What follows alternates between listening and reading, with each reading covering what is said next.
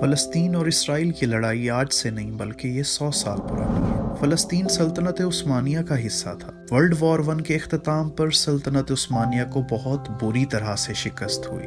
उस शिकस्त के बाद उसके टुकड़े टुकड़े हो गए। चुनाचे फ़लस्तीन मुकम्मल तौर पर बरतानिया के कंट्रोल में चला गया। उस वक्त बड़े पैमाने पर यहूदी यहाँ आने लगे। चुनाचे मकामी अरब लोगों और यहूदियों के दरमियान बहुत ज़्यादा टेंशन्स क्रिएट हो गई, क्योंकि बरतानिया यहूदियों के लिए फ़लस्तीन में रहने की जगह मुख्तस कर चुका था। इस दौर में सेयोनी तहरीक ने भी जोर पकड़ना शुरू कर दिया। यहूदी एक मजहब नहीं बल्कि एक कौम है जिनके रहने के लिए उन्हें एक आज़ाद और अलग रियासत चाहिए। ये उनका मौक़िफ़ था। चुनाचे दो ग्रुपों के दरमियान बहुत शदीद किस्म की लड़ाई शुरू हो गई, जिनमें से एक यहूदी थे जो अपनी आज़ाद रियासत के क़याम की जंग लड़ना चाहते थे, और दूसरे अरब मुसलमान थे जो अपनी आबाई ज़मीन को क्लेम कर रहे थे।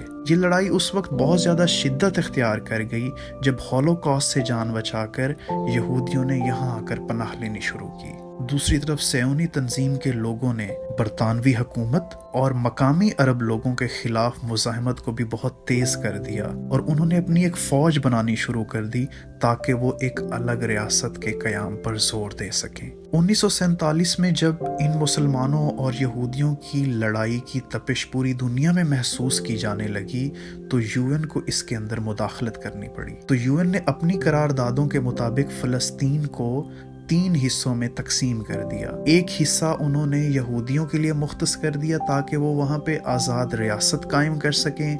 बाकी फ़लस्तीन उन्होंने मुसलमानों को दे दिया, और जो यरूशलेम था उसको इंटरनेशनल सिटी का दर्जा देने का फ़ैसला किया। यहूदी यूएन की इस तकसीम से बहुत ज़्यादा खुश थे क्योंकि उनको एक अलग रियासत मिल चुकी थी, लेकिन मुसलमान इससे ना खुश थे क्योंकि उनकी आबाई ज़मीन दूसरों के कब्ज़े में चली गई। फ़लस्तीन के इर्द गिर्द मौजूद मुस्लिम ममालिक जिनमें उर्दन, मिस्र, शाम और इराक शामिल हैं, उन्होंने 14 मई 1948 को इसराइल के ख़िलाफ़ जंग करने का फ़ैसला किया। अनफॉर्चुनेटली इसराइल इस जंग को जीत गया और इसका बहुत भारी नुकसान मुसलमानों को अदा करना पड़ा, क्योंकि अब इसराइल ये जंग जीत चुका था तो वो फ़लस्तीन के उन इलाकों पर भी कब्ज़ा कर चुका था जो पहले मुसलमानों के कब्ज़े में थे। चुनाचे उन्होंने मुसलमानों को सिर्फ गज़ा और वेस्ट बैंक की पट्टी तक महदूद कर दिया और बाकी सारे फ़लस्तीन पर खुद कब्ज़ा कर लिया। मुसलमान ममालिक में अभी भी ये गुस्सा ठंडा नहीं हो रहा था। चुनाचे 1967 के अंदर सीरिया, जॉर्डन और इजिप्ट ने मिलकर दोबारा हमला करने का फ़ैसला किया, मगर अनफॉर्चुनेटली इस दफ़ा फिर इसराइल ने उन्हें शिकस्त से दोचार किया।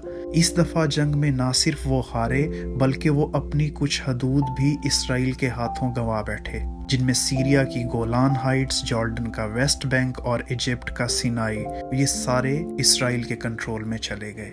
इस कहानी में बदकिस्मती वाला मोड़ तब आता है जब 1973 में महज 6 साल के अरसे के बाद मुस्लिम ममालिक अपनी हिम्मत हार जाते हैं और अपनी साख को बरकरार रखने के लिए और अपनी खोई हुई बाउंड्रीज को वापस लेने के लिए वो इसराइल के साथ मुआहदे करने पर मजबूर हो जाते हैं। बिल्कुल इसी तरह से जॉर्डन ने भी इसराइल को तस्लीम कर लिया और अपने खोए हुए इलाके उनसे वापस ले लिए। दोनों ग्रुपों के दरमियान ये लड़ाइयाँ ऐसे ही चलती आ रही थीं और 2007 में फ़लस्तीनी अक्सरियत पसंद ग्रुप जिसका नाम हमास था, उसने गज़ा का इक़्तिदार संभाला। चुनाचे 2007 से ही गज़ा के अंदर हमास और गज़ा के बाहर सेयोनी फोर्सेस एक दूसरे के साथ लड़ रहे हैं। फ़लस्तीन और इसराइल के दरमियान दहाइयों से चलता हुआ ये कॉन्फ्लिक्ट आज भी हल नहीं हो सका। आपकी इस कॉन्फ्लिक्ट के बारे में क्या राय है? कमेंट सेक्शन में अपनी राय का इजहार ज़रूर कीजिएगा, और इस तरह की मज़ीद वीडियोज़ देखने के लिए हमारा चैनल सब्सक्राइब कीजिए। अल्लाह हाफ़िज़।